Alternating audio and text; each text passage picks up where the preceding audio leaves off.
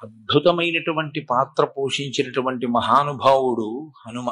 గోష్పదీకృతవారాసిం వశకీకృత రాక్షసం రామాయణ మహామాలా రత్నం వందే అనిలాత్మజం.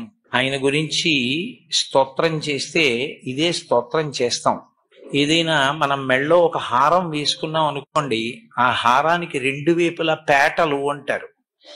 రెండు పేటల్ని కలుపుతూ మధ్యలో ఒక నాయకం పూస అని ఉంటుంది. అది చాలా సొబగుగా చాలా గొప్పగా ఉంటుంది. సీతమ్మ రాముడు అనబడేటటువంటి హారంలోని అటు ఇటు ఉన్న పేటల్ని కలిపేటటువంటి ఆ నాయకం పూస, ఆ మణి హనుమ. ఆయన శ్రీరామాయణానికి అంతటికీ కూడా గొప్ప తేజస్సుని, రామాయణానికి అంతటికీ కూడా అంతటి ప్రకాశాన్ని తీసుకొచ్చినటువంటి మహాపురుషుడు.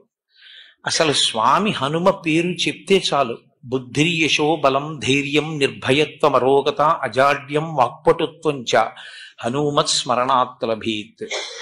హనుమని స్మరించినంత మాత్రం చేత, హనుమకి నమస్కరించి హనుమని సేవించినంత మాత్రం చేత హనుమ యొక్క గొప్పతనం ఎక్కడుందంటే అజాడ్యం. ఆయనని సేవించినటువంటి వారికి జాడ్యము పోతుంది. జాడ్యము అంటే జడత్వము.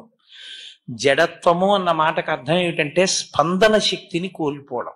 శ్రీరామాయణంలో రామచంద్రమూర్తిగా శ్రీ మహావిష్ణువు వచ్చే ముందే బ్రహ్మదేవుడు అనేక మంది దేవతల్ని శాసించాడు. రావణ సంహారం అంటే అంత తేలికైన విషయం కాదు.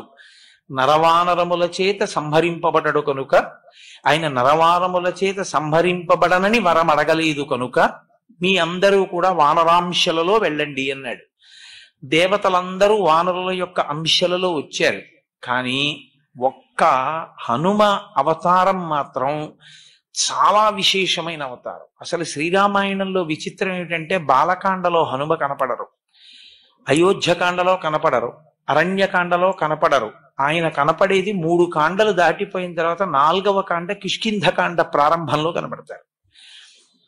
4వ కాండలో కనపడినటువంటి హనుమ కిష్కింధకాండ దాటగానే సుందరకాండలో అత్యద్భుతమైన పాత్ర పోషిస్తారు.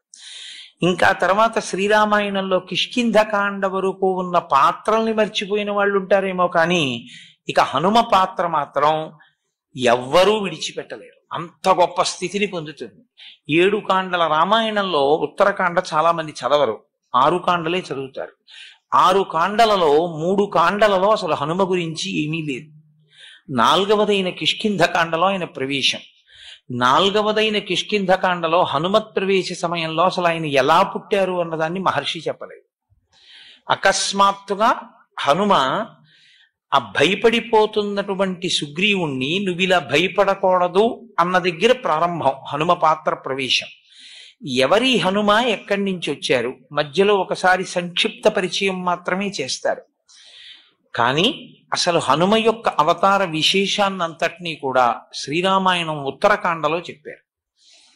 అందులో అంజనాదేవి వాయుదేవుణ్ణి తన గర్భమునందు ధరించింది, అనగా వాయువు యొక్క తేజస్సుని ధరించి ఆమె గర్భవతి అయింది. కారణజన్ముడైనటువంటి ఒక మహాపురుషుడు జన్మించాలి.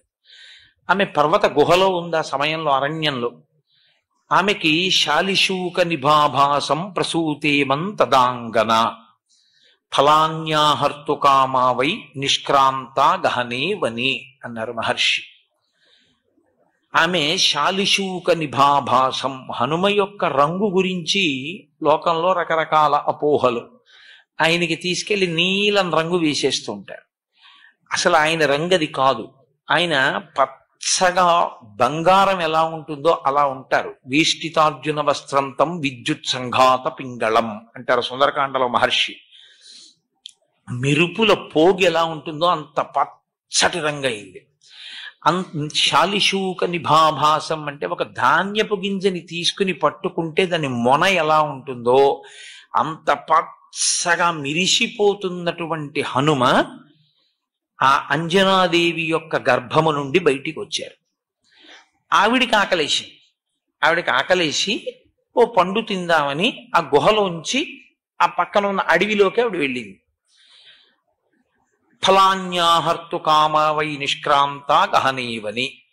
ఇప్పుడు ఈ పిల్లవాడు పడుకుని ఉన్నాడు. అప్పుడే పుట్టాడు. పుట్టి ఇంకా కొద్ది సమయం ఈ పిల్లవాడికి ఆకలేసి పాలు ఇవ్వడానికి అమ్మ దగ్గరలో లేదు. పుడుతూనే ఈ పిల్లవాడికో పండు తిందామనిపించి ఆయన పైకి తలెత్తి చూశాడు. బాలసూర్యుడు కనపడ్డాడు. అంటే తెల్లవారుజాము సమయంలో సూర్యోదయ సమయమునందు స్వామి హనుమ జన్మించారు. ఆ బాలసూర్యుడిని చూసి ఇదేదో ఎర్రటి పండు అనుకున్నారు. అనుకుని వెంటనే బాలార్కాభిముఖో బాలో బాలార్క ఇవమూర్తివాన్ అన్నారంతే మహర్షి. బాలసూర్యుణ్ణి చూసి తినే పండనుకుని ఈయన కూడా బయలుదేరి సూర్యపథం వైపుకి వెళ్ళిపోయారు. ఇప్పుడు వాళ్ళిద్దరూ ఒకరికొకరు ఎదురుగా ఎలా ఉన్నారు? మహర్షి అన్నారు, బాలార్కాభిముఖో బాలో.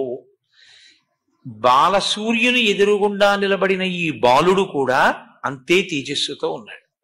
పరబ్రహ్మమైన సూర్యనారాయణుడు తన దగ్గరికి వచ్చి తననే తినేద్దామని వస్తున్న బాలుణ్ణి చూశాడు.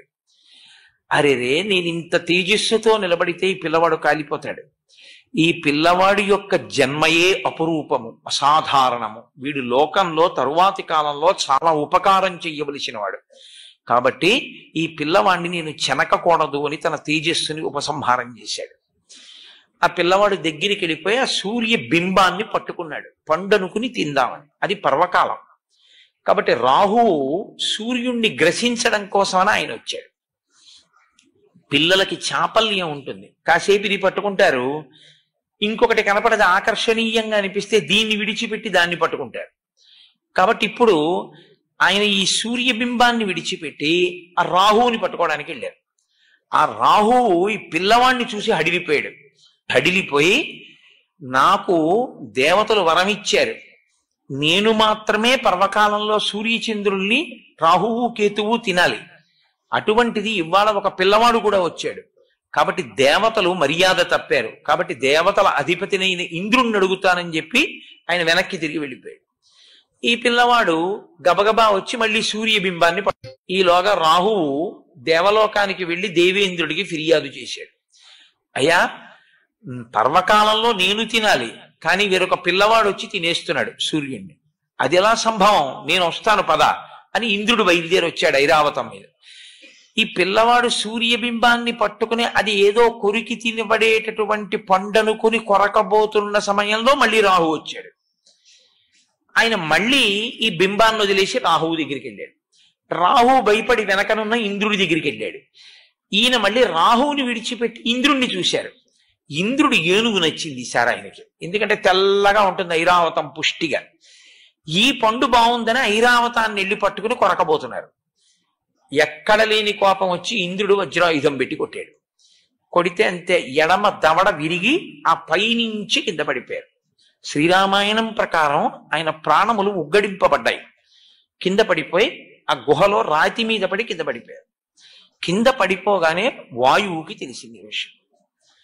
అపారమైన తేజోమూర్తిని శ్రీరామాయణ కాలంలో అందరికీ ఉపకరించడానికి నేను కన్నాను, తండ్రినయ్యాను. ఇటువంటి పిల్లవాణ్ణి ఇంద్రుడు ధూర్తుడై వజ్రం పెట్టి కొట్టాడు, కాబట్టి నేను నా ప్రసారమును ఆపేస్తాను. అదో చిత్రం. కాబట్టి ఇప్పుడు వాయువు తన ప్రసారాన్ని ఆపగానే సృష్టిలో ఇప్పటి వరకు జరగని చమత్కారం జరిగింది. ఎవడో హవిస్సిస్తున్నవాడు అలాగే ఉండిపోయాడు, సంధ్యావందనం చేస్తూ అర్ఘ్యమిస్తున్నవాడు అలా ఉండిపోయాడు, నవ్వుతున్నవాడు నవ్వుతూ ఉండిపోయాడు, ఏడుస్తున్నవాడు ఏడుస్తూ ఉండిపోయాడు. ఎక్కడా లోకంలో కదలికలు లేవు. బయట తిరగడం మానే లేదు వాయువు. హనుమ మీద ఇంద్రుడు వజ్రం ప్రయోగిస్తే శరీరముల లోపల తిరగడం కూడా మానేశాడు ఆయన. ఇప్పుడు అలా ఉండిపోతే దేవతలు బాధపడ్డారు. మనుష్యులు పక్షులు మృగములు అలా అయిపోతే దేవతలకి ఎందుకంటే బాధ? మనం హవిస్సిస్తే తప్ప దేవతలకు అన్నం దొరకదు. మనం ఇచ్చిన హవిస్సే వాళ్ళు తింటారు, తిని తృప్తి పొంది వాళ్ళు వర్షం కురిపిస్తారు. కాబట్టి ఇప్పుడు దేవతలకు హవిస్సు లేదు. కాబట్టి మనుష్యలోకం పక్షాన దేవతలందరూ బ్రహ్మగారి దగ్గరికి వెళ్ళారు. వెళ్ళి, అయ్యా, వాయువు తన యొక్క ప్రసారమును నిలిపివేశాడు, లోకమంతా కాష్టభూతమైంది. ఒక్కసారి మీ సృష్టి వంక చూడండి, ఏది కదలటల్లా. చెట్టు, చిగురుటాకు, పక్షి, జంతువు, నీరు, చాప అన్నీ అలా అయిపోయాయి. ఎలా అంటే బ్రహ్మగారు అన్నారు, వాయు ప్రాణ సుఖం వాయు, వాయు సర్వమిదం జగత్, వాయునా సంపరిత్యక్తం నా సుఖం విందతే జగత్. ఎంత గొప్ప మాట అన్నారండి బ్రహ్మగారు రామాయణంలో. వాయు ప్రాణ, వాయువే ప్రాణము అన్నాడు. వాయువుని రమ్మని నేను పిలవాలి, కోపించి ఉన్నాడు. నేను రాను అని కూడా ఓ మాట అనేస్తే చాలా పెద్ద ప్రళయమే వస్తుంది. కాబట్టి నేనే వస్తానన్నారు బ్రహ్మగారు. తిన్నగా వెళ్ళి ఆ పిల్లవాడిని ఇలా ముట్టుకున్నారు. బ్రహ్మగారు ఇలా ముట్టుకోవడం ఏమిటి? అది సృష్టి శక్తి. బ్రహ్మగారంటే ఆయన ముట్టుకుంటే సృష్టి జరుగుతుంది. కాబట్టి ఆ పిల్లవాడిని ఇలా ముట్టుకోగానే ఆ పిల్లవాడు మళ్ళీ లేచాడు. లేవగానే ఇంద్రుడి వంక చూసి ఆయన అన్నారు, నేను ఇవాళ ఈ పిల్లవాడి వలన దేవతలకు లోకములకు పెద్ద ఉపకారం ఒకటి జరగవలసి ఉంది, అందుకుని మళ్ళీ బ్రతికించాను. మీ అందరూ కూడా ఈ పిల్లవానికి వరములు ఇవ్వండి అన్నాడు. అంటే ఇంద్రుడు అన్నాడు, ఈ పిల్లవాడిని పడగొట్టింది నేనే. నేను వేసిన వజ్రాయుధానికి ఇతని ఎడమ దవడ సొట్టబడింది కాబట్టి, సొట్టబడిన హనువులు కలిగిన వాడు కాబట్టి ఈ పిల్లవాణ్ణి నేను వజ్రాయుధంతో కొట్టానన్న దానికి గుర్తుగా హనుమా అని పిలవబడతాడు. 2, నేనిచ్చే వరం ఏమిటంటే ఈ పిల్లవాణ్ణి నా వజ్రాయుధము ఇక చెనకలేదు. సూర్య భగవానుడు అన్నాడు, నాలో ఉన్న తేజస్సులో 100వ వంతు ఈ పిల్లవాడికి ఇచ్చేస్తున్నాను. వీడికి శాస్త్రం చదువుకునే యోగ్యత కలిగిన నాడు సమస్త శాస్త్రములు నేను బోధ చేస్తాను. వరుణుడు అన్నాడు, ఈ పిల్లవాడికి అలసట, దగ్గుత్తిక ఇలాంటివి కలగవు. వరుణపాశముల చేత ఈ పిల్లవాడు ఎప్పుడూ మృత్యువుని పొందడు. యమధర్మరాజు గారు అన్నారు, నా శక్తి 2 రకములుగా ఉంటుంది. 1 రోగము, 2 మృత్యువు. ఈ 2 లోకంలో ప్రవేశపెడతాను నేను. నా అనుగ్రహం చేత ఈ పిల్లవాడికి రోగముండదు, ఈ పిల్లవాడికి మృత్యు ఉండదు. కాబట్టి ఇతను మృత్యువునకు అతీతుడై ఉంటాడు. చతుర్ముఖ బ్రహ్మగారు అన్నారు, ఈ పిల్లవాడు బ్రహ్మదండమునకు కూడా లొంగడు. ఎవరికొచ్చే ఈ శక్తులన్నీ? ఇంకా 1 గుక్కెడు పాలు, అమ్మ పాలు కూడా తాగని పిల్లవాడికి బహుశః పౌరాణిక వాంగ్మయంలో ఎవరికీ కలగనంత రీతిలో హనుమకొచ్చాయి. ఇవన్నీ పుట్టిన గంటలో ఇన్ని దేవతల శక్తులు ఆయనకు వచ్చేసాయి. ఇంతమంది మిగిలిన దేవతలందరూ వచ్చారు. అందరూ తమ తమ శక్తుల్ని ధారపోయడంలో చిత్రం ఏమిటంటే, అమ్మవారు ఆవిర్భవిస్తుంటుంది దేవీ భాగవతంలో. అప్పుడు తమ శక్తిలో కొంత ధారపోస్తారు. ఇక్కడ వాళ్ళు ఏం చేశారంటే, మా ఆయుధముల వలన ఈ పిల్లవాడు చెనకబడడు. కాబట్టి ఇప్పుడు హనుమని బంధించగలిగినది, కొట్టగలిగినది, చంపగలిగినది, అలసటకి గురి చెయ్యగలిగినది, కాల్చగలిగినది, తడపగలిగినది ఏది ఎవరికి శక్తి లేదు. అటువంటి ఒక మహాభూతము తయారైంది, ఆయనే హనుమ. 1 గంటలో ఇన్ని శక్తుల్ని ఆ పిల్లవాడికి ఇచ్చేశారు. ఆయన పసిపిల్లాడు. ఇన్ని శక్తుల్ని ఇచ్చారు, కానీ బాల్య చాపల్యమును తీయలేదు. ఈయన అంజనాదేవితో కలిసి వెళ్లి మున్యాశ్రమములకు వెళ్లి ఆ చెట్లన్నీ విరగొట్టేసేవారు, ఆ పాకలన్నీ పీకేసేవారు, ఆ బట్టలన్నీ చింపేసేవారు. విపరీతమైన బలం. అది ఎలా వినియోగించుకోవాలో తెలియగలిగినటువంటి పరిణితిని పొందినటువంటి వయస్సు కాదు. చాపల్యము చేత ఈ బలమంతా కూడా అందరినీ ఇబ్బంది పెట్టేదిగా తయారైంది. అప్పుడు ఋషులందరూ అన్నారు, ఈ పిల్లవాని బలము ఈ పిల్లవాడు మరిచిపోవుగాక. మరి ఎప్పుడు గుర్తొస్తుంది ఈ పిల్లాడికి అని అడిగారు. యదా తే స్మార్యతే కీర్తి తదా తే వర్ధతే బలం. ఈ పిల్లవాని యొక్క బలాన్ని మళ్ళీ జ్ఞాపకం చెయ్యడం కోసమని ఏ మహాపురుషుడు ఏ కాలమునందు స్తోత్రం చేస్తాడో ఆ కాలమునందు జ్ఞాపకానికి వస్తుంది. అంటే ఇప్పటికీ హనుమ మరిచిపోయి ఉన్నారా తన బలాన్ని? మరిచిపోయి ఉంటే 100 యోజనములు ఎలా దాటారండి? హనుమ ఎప్పుడూ బలవంతులే. ఆయన శాపం ఎప్పుడు తీరిపోయిందో తెలుసా అండి? కిష్కింధకాండ చివరిలో తీరిపోయాయి. కిష్కింధకాండ చిట్ట చివరిలోకి వెళ్ళినప్పుడు ఆ 100 యోజనముల సముద్రాన్ని దాటి వెళ్ళాలి. దొరికేసిందిగా, విషయం తెలిసిపోయింది. 100 యోజనములు దాటి వెళ్ళిపోతే అవతల ఉన్న కాంచన లంకలో శిశుపా వృక్షం కింద సీతమ్మ తల్లి ఉందని ఎలా తెలుసు? అంటే దూరదృష్టి కలిగినటువంటి వాడు సంపాతి ఎంత దూరమైనా చూసి చెప్పగలడు. ఇదిగో ఇక్కడి నుంచి నాకు చూస్తే 100 యోజనముల అవతల కాంచన లంకలో ఉన్నటువంటి శీశుపావృక్షం కింద కూర్చున్న సీతమ్మ తల్లి నాకు కనపడుతోంది, అక్కడుంది సీతమ్మ అని చెప్పాడు. కాబట్టి ఇప్పుడు 100 యోజనములు దాటి వెళ్ళాలి. ఎవరు వెడతారు? మైందుడున్నాడు, ద్వివిధుడున్నాడు, జాంబవంతుడున్నాడు, అంగదుడున్నాడు, సుషేణుడున్నాడు, తారుడున్నాడు. వీళ్ళందరూ లేచి ఒకడు 30, ఒకడు 40, ఒకడు 50, ఒకడు 60, ఒకడు 70, ఒకడు 90. ఎవడు ఎంత చెప్పినా 100 వెళ్ళి 100 తిరిగి రాలేని వాడు సముద్రంలోనే పడిపోతాడు. ఒక్క అంగదుడు అన్నాడు, నేను 100 యోజనములు దాటి లంకాపట్టణ ప్రవేశము చేయగలను, కానీ తిరిగి నేను వెనక్కి రాగలనా అన్న విషయంలో నాకు స్థిరమైనటువంటి అభిప్రాయం లేదు, రాగలనో రాలేను అన్నాడు. జాంబవంతుడు అన్నాడు, నువ్వు ప్రభువి, నిన్ను పంపించరేమిటి అని అప్పుడు స్తోత్రం చేశాడు హనుమని. హనుమా, నీ శక్తి నీకు తెలియదు, నువ్వు నీ శక్తిని పుంజుకో, నీ బలాన్ని నువ్వు మరిచిపోయావు, నీకింత శక్తి ఉంది, నువ్వు వాయుదేవుని కుమారుడవు అని స్తోత్రం చేశాడు. ఆయన్ని స్తోత్రం చేసి గుర్తు చెయ్యగానే శాప విమోచనం అయిపోయాడు, ఆయనకి బలం వచ్చేసింది. హనుమ ఉత్తరక్షణ ప్రతిజ్ఞ చేశారు, నేను ఇక్కడ నుంచి బయలుదేరితే, నేను నిలబడినప్పుడు, నేను ఇక్కడి నుంచి ఎగిరినప్పుడు నా పాదముల యొక్క శక్తిని భూమి తట్టుకోలేక పాతాళములోకి కుంగిపోతుంది. కాబట్టి నేను మహేంద్రగిరి పర్వత శిఖరముల మీద నిలబడి అక్కడి నుంచి బయలుదేరుతాను. నా శక్తి ఏమిటో నాకు అర్థమైంది. 100 యోజనముల సముద్రమును నేను లంఘించి ఆవలకి వెళ్ళక్కర్లేదు, నేను ఇప్పుడు 100 యోజనములు గడచి వెడతానన్నారు ఆయన. అప్పుడే పోయింది ఆయన ఆ శాపం. హనుమ గురించి ఒక మాట చెప్తారు కిష్కింధకాండ చిట్ట చివరి శ్లోకంలో, సవేగవాన్ వేగ సమాహితాత్మా హరిప్రవీర పరవీరహంత మనస్సమాధాయ మహానుభావో జగామలంకాం మనసా మనస్వి. ఇది చివరి శ్లోకం కిష్కింధకాండకి.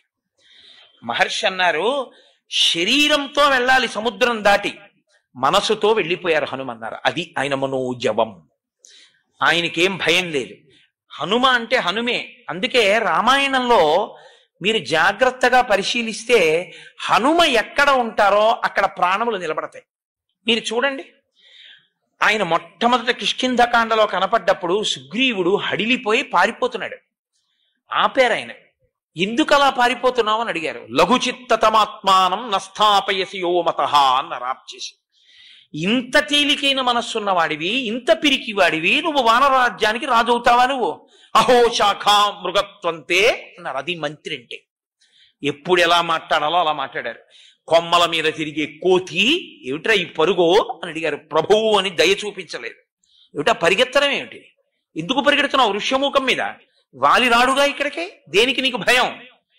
2 నరులు వస్తున్నారు, చూడు ఎలా ఉన్నారు. రామలక్ష్మణులు వెళ్ళిపోతున్నారు అక్కడ పంపా తీరంలో.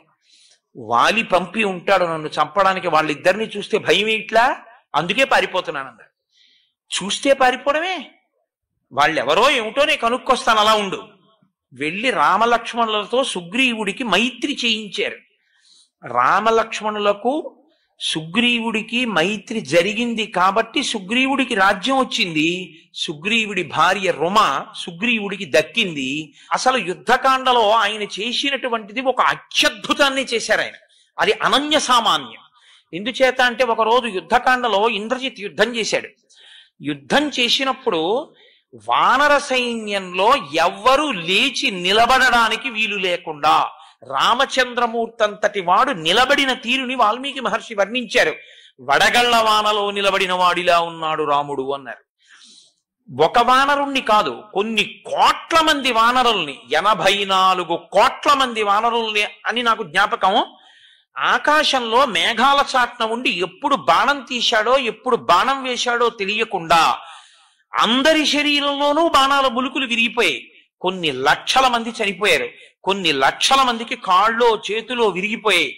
రామలక్ష్మణులు కూడా పడిపోయారు నేల మీద. ఆ పడిపోయిన రోజున బ్రహ్మాస్త్రానికి కట్టుబడడు కాబట్టి ఇంద్రజిత్ బ్రహ్మాస్త్రం వేసి వెళ్ళిపోతే హనుమ ఒక్కరే బ్రహ్మాస్త్రమునకు కట్టుబడరు కాబట్టి ఆయన లేచారు. గౌరవం ఇచ్చి బ్రహ్మాస్త్రానికి కాసేపు కట్టుబడి లేచారు. విభీషణుడికి తెలుసు కాబట్టి తట్టుకున్నాడు. ఇక మిగిలినటువంటి వీళ్ళిద్దరూ 2 కాగడాలు పట్టుకుని అసలు బతికున్నారా ముఖ్యమైన వీరులు చూద్దామని వెడుతున్నారు. పెద్దవాడు అని జాంబవంతుడి దగ్గరికి వెళ్ళారు. కనురెప్ప పైకెత్తడానికి లేదు జాంబవంతుడికి, అలా కొట్టేశాడు ఇంద్రజిత్తు. పడిపోయి ఉన్నాడు ఆయన పెద్దవాడు. కాగడాలు పట్టుకుని వెళ్ళి విభీషణుడు అన్నాడు, తాతా కుశలమా అని అడిగాడు. అంటే జాంబవంతుడు అన్నాడు, హనుమ కుశలమా అని అడిగాడు. అడిగితే విభీషణుడు అన్నాడు, తాత రామలక్ష్మణులు కుశలమా అని అడగవలసింది నువ్వు అలా అడగలేదు. నువ్వు అలా అడగకుండా హనుమ కుశలమా అని అడుగుతున్నావు. పొరపాటు పడ్డావా అన్నారు. అంటే జాంబవంతుడు అన్నాడు, నేను పొరపాటు పడి అడగలేదు, పూర్తి స్వస్థతతో ఈ మాట చెప్తున్నాను నేను. ఎందుకో తెలుసా? ఆ హనుమ ప్రాణాలతో కాని ఉన్నారా మనందరం ఉన్నట్లే. హనుమజ్జుజ్జిత ప్రాణే జీవంతోపి వయం హతాహ. ఆ హనుమ కాని మరణించారా మనందరం బతికున్నా చచ్చిపోయినట్టు. ఒకవేళ మనందరం చచ్చిపోయిన హనుమొక్కరు బతికుంటే మనందరం బతికినట్టే, బతికించేస్తారే. అందుకు అడిగాను, ఉన్నాడా క్షేమంగా? ఇంకొకడైతే ఈ కితాబు విన్నందుకు, చూశావా నా సంగతి అంటాడు విభీషణుణ్ణి. హనుమ వంగి జాంబవంతుడి పాదములు పట్టుకుని, తాత హనుమ నీకు నమస్కరించుచున్నాడు అన్నారు. అంటే ఆయన అన్నారు, నాయన వేళ లేదు, ఈ రాత్రి లోపల బతకాలి సైన్యం. ఉత్తర క్షణంలో ఎక్కడున్నారు వాళ్ళు? దక్షిణ సముద్రానికి ఆవల కాంచనలంకలో ఉన్నారు. ఈ రాత్రికి రాత్రే నువ్వు ఇక్కడి నుంచి ఎగిరిపోయి ఉత్తర దిక్కున కైలాసము వృషభము అన్న 2 పర్వతముల మధ్యలోకి వెళ్ళాలి. అక్కడ ఒక ఓషధీ పర్వతం ఉంది, అందులో 4 ఓషధులు ఉన్నాయి. నువ్వు వెంటనే వెళ్ళి ఆ 4 ఓషధులు పట్టుకొచ్చేయాలి 10 నిమిషాల్లో. వాల్మీకి రామాయణంలో మహర్షి ఏమన్నారో తెలుసా అండి? రావణాసురుడి మేడ కూడా కదిలిపోయింది ఆయన వేగానికి. ఇలా కన్ను మూసి కన్ను తెరిచేటప్పటికి మెరుపు మెరిసినట్టు వెళ్ళిపోయారంటే అది ఆయన మారుత తుల్య వేగం. అంటే కైలాసము వృషభము మధ్యలోకి వెడితే ఓషధులు అనుకున్నాయి, ఈయన మనని తీసుకెళ్ళిపోవడానికి వస్తున్నాడు, ఈయనకి కనపడకుండా దాక్కుందామని తేజస్సుని అవి ఉపసంహారం చేస్తే రామకార్యం మీద వచ్చిన నాకు ఉపయోగపడకుండా దాక్కుంటారా?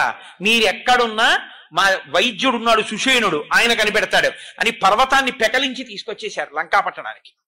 తీసుకొచ్చి అక్కడ ఆ పర్వతాన్ని దింపితే ఈ 4 ఓషధుల యొక్క శక్తికి ఈ 4 ఓషధులు ఎవరి కొరకు తేబడ్డాయో వాళ్ళు బతుకుతారు, అందుకని రాక్షసులు బతకలేదు. అది హనుమ యొక్క శక్తి అంటే.